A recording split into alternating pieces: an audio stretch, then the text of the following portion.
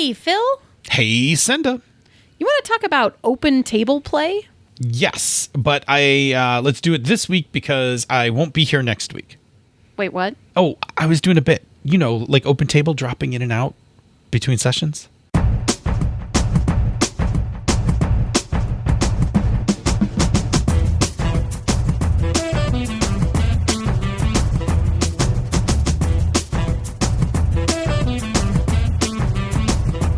And welcome to Panda's Talking Games. I'm your host, dropping in, Phil.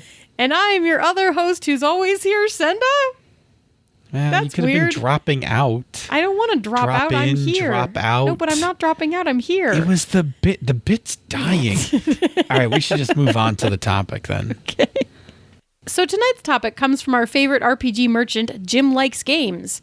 And Jim asked on our forums, "Hey Pandas, I'd love to hear your take on campaigns that have players dropping in and out, either because you're playing open table style like the Gauntlet, or just because you've got a group that's in flux like at a game store or in a school situation where players come and go and lives happen.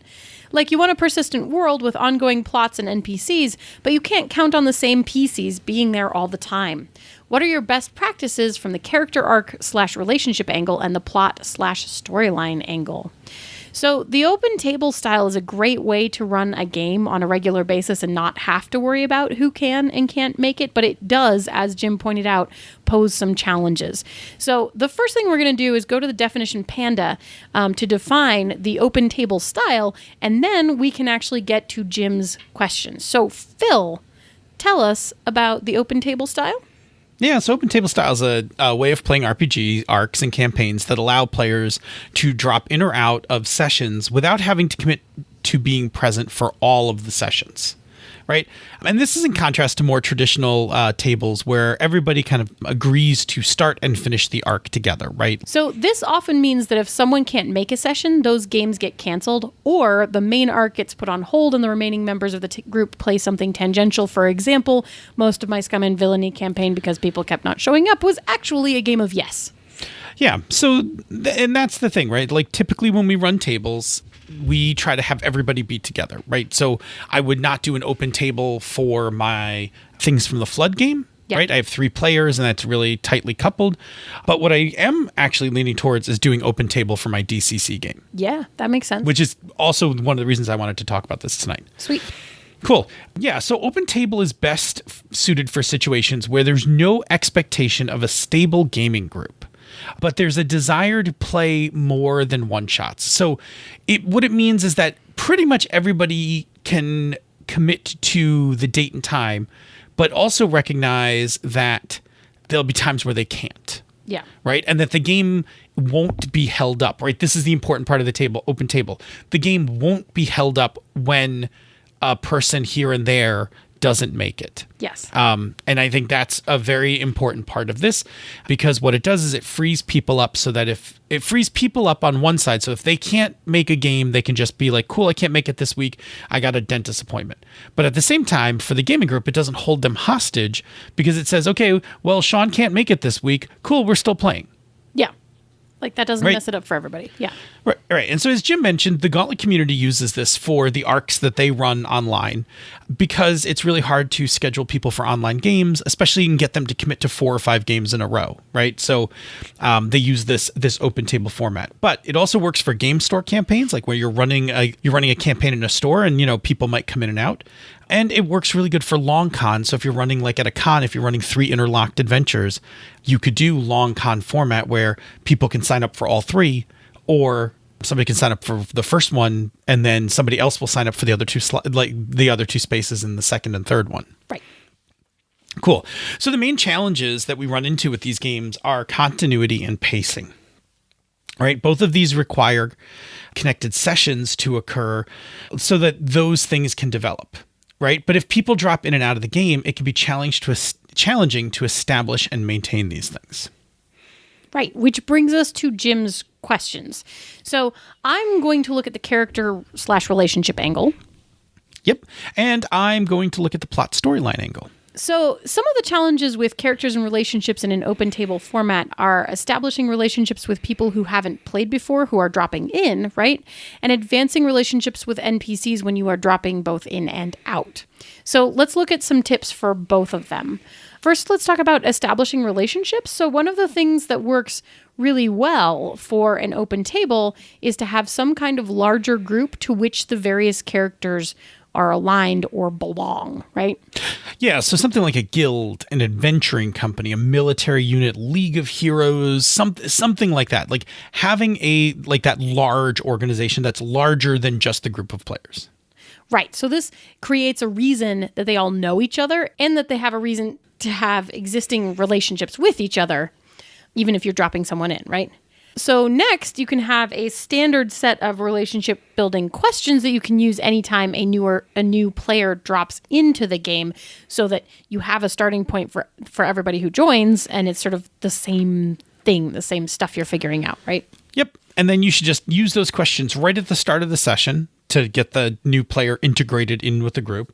Or even better, if like this is a thing where you know that who's going to arrive at your game instead of just like waiting to see who shows up, then you could do it in advance, like by email or something like that.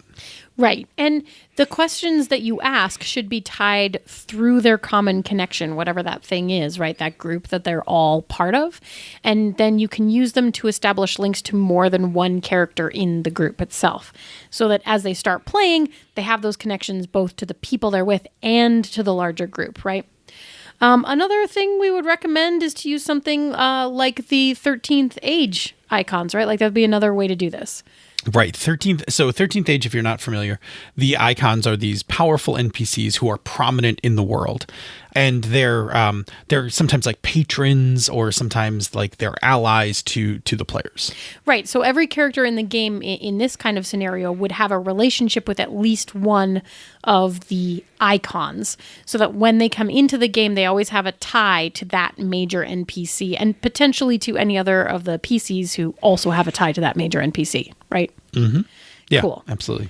All right, so then let's just talk quickly about advancing relationships, right? Because this is problematic when people are coming in and out. Yep, absolutely. This one's a lot harder because relationships advance with the accumulation of sessions played, right? We need to play through sessions to have discussions about relationships, like to let the relationship unfold.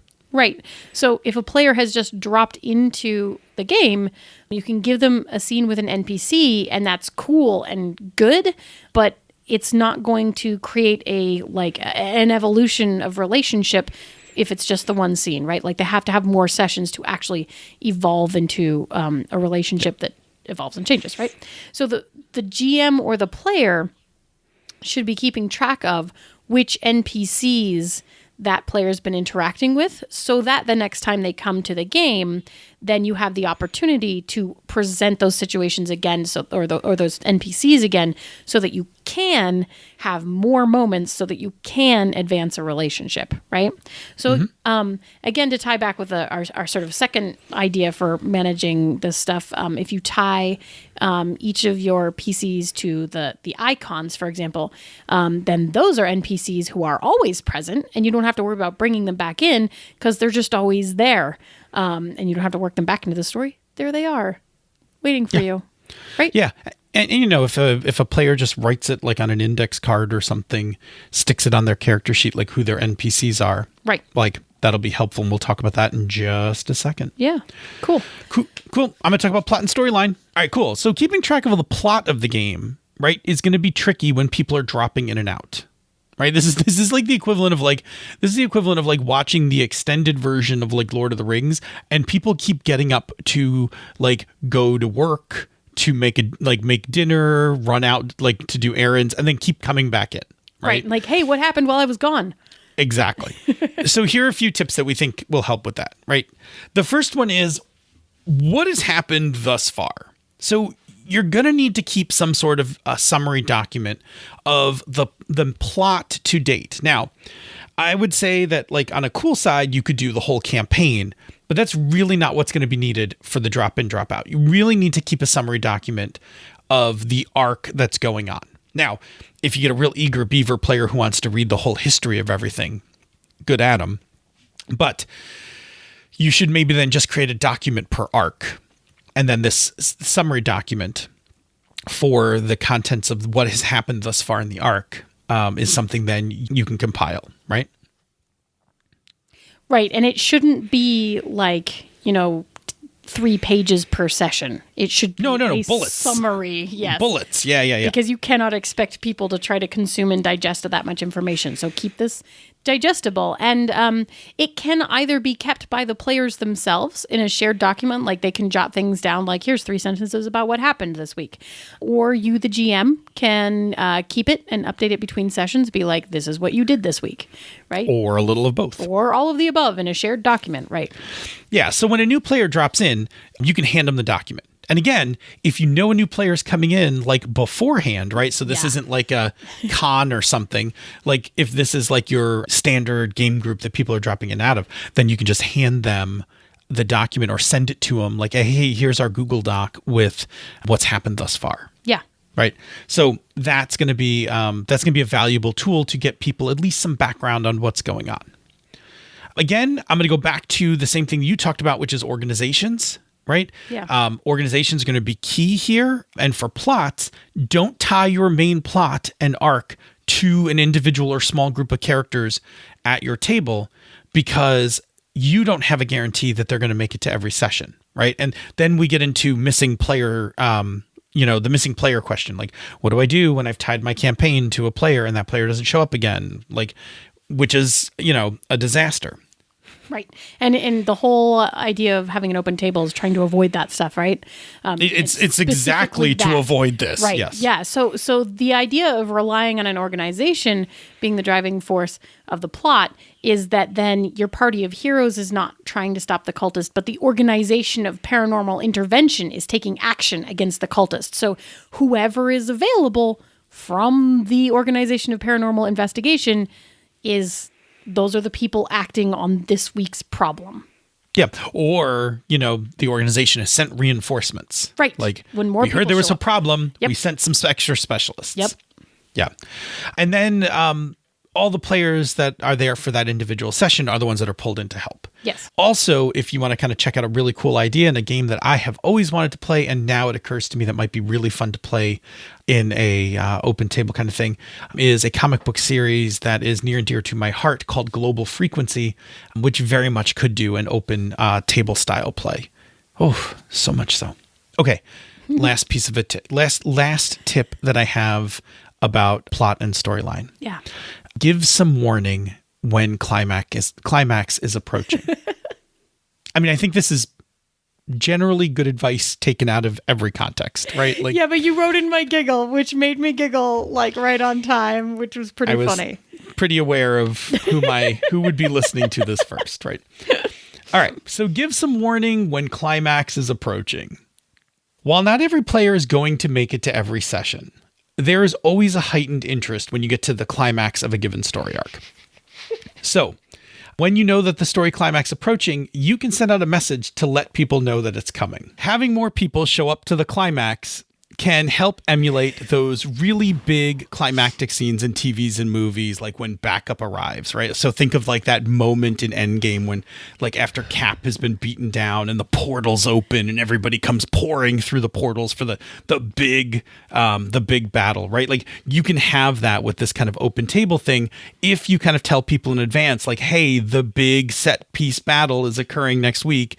If you can make it, that would be awesome. Right? Yeah. So if you can do that, like, you can have that kind of moment, which is cool, right? Like, those are cool things to emulate in games. Yeah. So anyway, when we start telling people about our approaching climax, it must be time to wrap up the show and get to our sweet denouement. But first, I'm going to tell you about another show on the Misdirected Mark Network because Senda can't stop laughing. I'm going to tell Chris and the Mad Wizard Sean Merwin dish everything about D&D with a focus on the brand and the newest edition of the world's most popular tabletop RPG. Fine, you do it. Say Senda. Yes, Phil.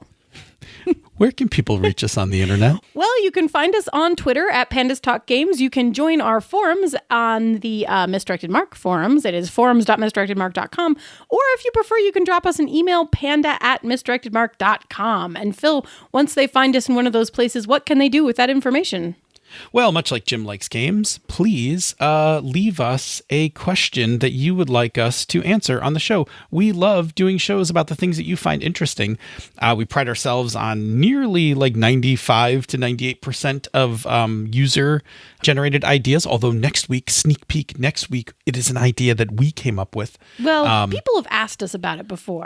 You know what? Damn it, you're right. Like, actually, a ton of people have asked us about it before, and we kept deflecting we kept being like, no, we don't really know. And so, but now we have some thoughts. We know. Anyway, that's all the foreshadowing. Anyway, leave us some ideas, questions, thoughts, things you'd like to see us talk about, whatever. We like to do those things. I will work them into a workable show, and it's awesome, and we love to do them. And if you love what we do here or elsewhere on the Misdirected Mark Network, please consider backing our Patreon campaign. The Patreon campaign is what helps keep the lights on. It is what allows us to do this and the other shows on the Misdirected Mark Network every week, and which we hope. And to be on the hunt for a new show, which if you haven't seen the announcement about that or didn't remember the announcement about this from last week, please check out the news category on the Misdirected Mark website. We are looking for pitches for a very specific kind of show. Yeah, absolutely. So all of those things are only possible because you all support us and allow us to do that. So when you do support our Patreon campaign, you get a whole bunch of stuff. You get access to the bonus outtakes from this show, which I swear this week will be absolute gold. You will get the Misdirected Mark after show, which is always a bit racy and fun. You get access to our Slack room for life, which is just like one of my favorite places on the internet. It includes access to our Minecraft server. If you like to break some blocks, if you like to mine things to craft them and craft things to mine them, then you should definitely come check us out. We have a really nice server. We have a really friendly community, and it's like a nice little socialist utopia online as we build things together and share resources and stuff. Anyway, and then there's a whole bunch of other stuff that we like to do for our patrons. We also like to give shout outs to our patrons, and we have 3 such shout outs tonight. Do you want to do them? I would love to. Mike Dinos, the Inquisitor of Mark. And Pretzel. Mike. And Pretzel. Of course, Pretzel. Pretzel, the best pretzel. Adorable doggy Pretzel. Steve Bissonette. Thank you so much, Steve. And Nate Brooms. Thank you so much, Nate. Yep, thank you so much to all of them and all of our other patrons who make this possible week to week. There's one more thing that people can do, that if they're already back in the Patreon campaign or unable to back the Patreon campaign but still want to give us a little boost, there's a thing you can do. It involves Apple Podcast. And what is that thing? You can leave us a rating or review on Apple Podcasts or the podcatcher of your choice. And every new review we get really does actually help new people find the show because of the way that search algorithms work and stuffs. So we really super duper appreciate them. And you can just think of it like this. When you're sitting at Thanksgiving dinner, it will be past. When you're eating your leftover apple pie from Thanksgiving dinner, you'll be like, apple pie, Apple Podcasts. I should leave a review. And yes. Thank you so much to everyone who has already left a review. Brilliant. I know, I'm a genius. If only I'd thought of it last week. Say, Phil, show me how you would set up an open table Hydro Hackers game. Right, so the easy part to this is that first there's a neighborhood. So everybody's going to be part of the neighborhood. Oh, yeah. And show me what you got, hey, show me what you got, show me what you got, hey, show me what you got, hey, show me what you got, show me what you got, show me what you got. This show is a joint production of She's a Super Geek and Misdirected Mark Productions, the media arm of Encoded Designs. Show me what you got, hey, show me what you got, show me what you got, hey, show me what you got, show me what you got, hey, show me what you got, show me what you got. Bloop. Clicky. clicky. Click, click, clicky. Bloop. Alrighty. Meow. Meow. Is it the face? Do I have a meow face? You have a meow face. I'm not sure. I know I do, but I don't look at my face when I do it. So. I know you always look up and you bring your eyebrows together. So you go meow. I don't know if I can do it. Meow. I don't know. It must be the face I need to make in order to produce the sound. It's fine. Okay, sorry. It's okay. It was. I like it.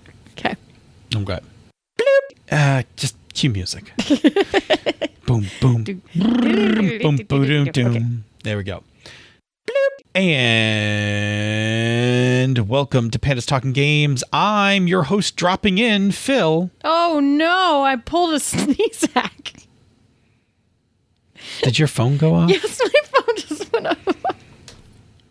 Amateur hour here. Amateur hour. It's fine. I'm going to cut it out because it was on my track, not your track, and now I'm just going to pretend that never happened. Ready? Mm-hmm. Bloop. And what did you say? That you're dropping in, host Phil? Bloop. Bloop. When the climax is approaching. When yes. a climax is approaching. When anyone's climax. I'm sorry. When the arc's climax is approaching. How do you define who the arc is in a relationship? Well, there's a top arc and then there's a bottom arc. I love that you paused and you did the finger thing and then you explained. I'm going to do a whole new version of this because this one can go in the outtakes. I mean, I giggle on time though. I can fix it. It's fine. Just keep going. So the last piece of advice is give some warning when the climax for the arc is approaching. Now it's really funny. Made you lose it. I'm trying. Shutting I'm trying up to now. finish here. I'm shutting up. I'm trying to finish here, and you're distracting me. I need to concentrate on finishing. Yeah, you need to get that climax. I definitely need to get that climax. When you know that the story climax approaching, you can send out a message to let people know that it's coming. Phrasing? Are we still doing phrasing? Still doing phrasing because that whole thing was a mess. It was a mess? Just going to leave that there as well. Well, kids, we are explicit and you have been warned. Yeah. God, I don't even know if I can read the next sentence. Go ahead, hit the next line, see how you do. I can't. It's too. Now Do it. We're going off to orgies. Just read it. Yeah. Having. Did you notice this when you wrote this part? I didn't. I'm not saying it was. I'm not saying I did it on purpose. I'm also might have. Anyway, take another try at it. So having. Sorry. Shit. I can't get to more. I'm gonna do it. No, I'm gonna do it. No, I got it. Okay. You keep laughing. Bloop. So having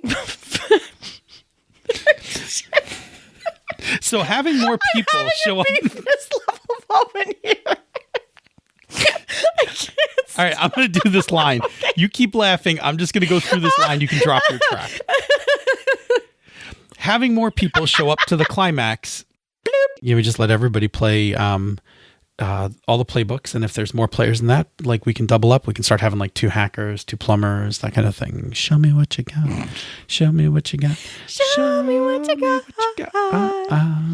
35 minutes. Yeah, that's pretty good. But I got to say, like, I knew you were playing with the word climax. I just don't think you realized what you had done with the rest of that paragraph. I didn't realize people show up to the climax. I didn't realize until we got into the recording, and I was like, "Wow, what was I thinking when I wrote that?" I mean, pretty much, if I use the word climax in an episode, it's gonna go a direction for sure.